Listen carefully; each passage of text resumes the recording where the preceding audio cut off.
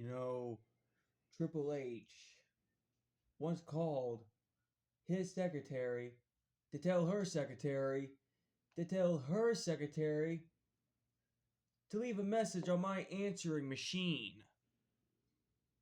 And when I picked up the phone, Triple H pursued to fire me on the phone. You know what I thought? I thought a big cloud was going to lift me up for greater heights and for greater goods. But apparently, I haven't gotten any of that. And when I was in SMF Wrestling, I had so many ideas. I'm going to tell you what I told this one secretary. I go, hey, how about I go up against SpongeBob? Since the TV show is about SpongeBob and Squidward, but Squidward hates SpongeBob. And then this lady would say, no, baby, I'm sorry. That's going to be for somebody else. And then I said, well, how about me and Moxley?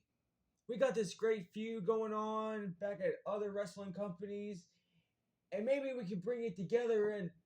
And then this one lady said, no, baby, I'm sorry. That's going to be for somebody else, but we're not going to mention other companies, otherwise our business will look bad.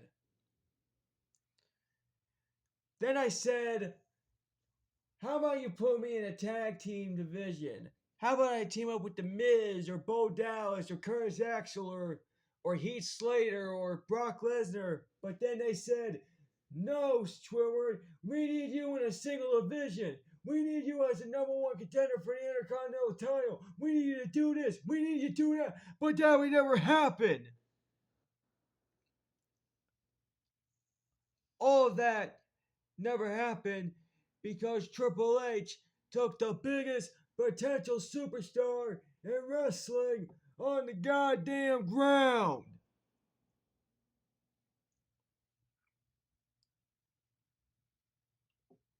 I once broke in the Sportatorium in Dallas, Texas, home of the legendary Von Erichs. And even though I could be like Steve Austin, because this ain't Steve Austin that you're talking to. This is somebody else. And when I roll into EBW, it's nothing. It's nothing but a bunch of violent crap. You have people doing this. You have people doing that. You have people dying in the ring. You have people trying to live in the ring. Well, guess what? Next opponent that ends up in the ring will probably end up in the body bag pretty soon.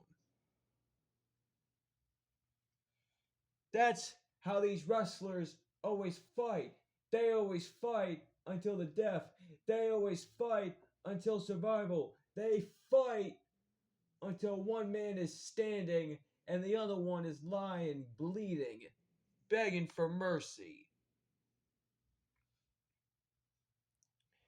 I mean, literally, everybody that has been released from SMF Wrestling is here. You got Mr. Incredible. You got Tree Rex. You got Jeff Hardy.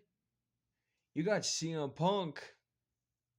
You got Chris Jericho. You got Kushida. You got John Cena. You got Brock Lesnar. And somehow you got Triple H in the business as well. It's because he became a champion. But EBW, our first debut match against LA Knight.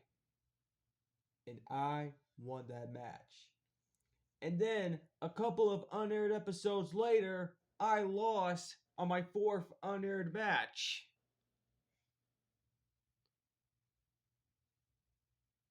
And listen, there's no Triple H here. Well, he is here, but he's not in charge of me.